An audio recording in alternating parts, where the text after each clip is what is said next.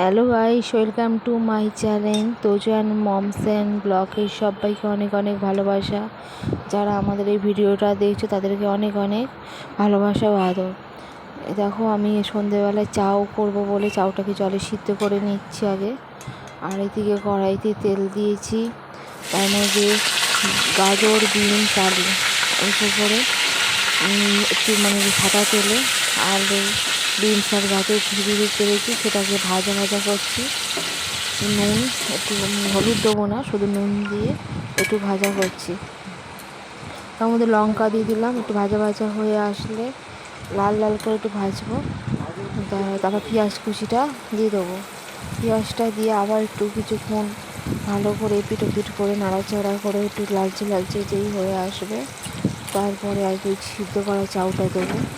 আর তার আগে একটা কথা বলি, যারা যারা এই ভিডিওটা দেখছো, কোথা থেকে দেখছো আর আমার এই ভিডিওটা কেমন লাগে সেটা কিন্তু কমেন্ট করতে ভুলো না, যাতে আমি সবাইকে ধন্যবাদ দিতে পারি সেই জন্য। আর এই যে এইদিকে দুটো ডিম, ওটা ভাজা ভাজা যেই হয়ে এসছে, দুটো ডিম ফাটিয়ে ওর মধ্যে দিয়ে দিলাম। দুটো ডিম দেখো, দুটো ডিম দিয়ে ভালো করে ওটাকে ভাজা ভাজা করছি। তারপরে হয়ে গেলে চাউটাকে ভাজা ভাজা যেই হয়ে গেছে ভুজিয়া টাইপের, তারপরে চাউ যে সিদ্ধ করা ছিল সেটা দিয়ে ভালো করে আবার ভাজা ভাজা হয়ে গিয়ে আর কিছুক্ষণ পরে ম্যাগির মশলা দিয়ে ভালো করে নাড়াচাড়া করে দিচ্ছি। আমার চাউটা হয়েই গেছে আর কি। আর ম্যাগির মশলাটা দিয়ে দেখো নাড়াচাড়া করে ভালো করে দিচ্ছি। আর তারপর উপরে চিনাবাদাম ছিল, একটু চিনাবাদাম দিচ্ছি। চিনাবাদামটা দিলে কী বলতো, খুব ভালো টেস্ট আসে আর কি।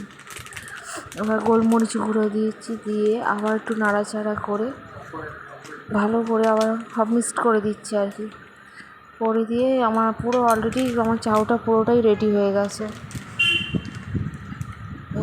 ভালো করে মিক্সড করে নুন, একটু মিষ্টি সমস্ত কিছু দিয়ে আর কি চাউটা ভালো করে নাড়াচাড়া করে দিয়ে দেখো কমপ্লিট হলো আমার ভেজিটেবিল বাদাম চাউ।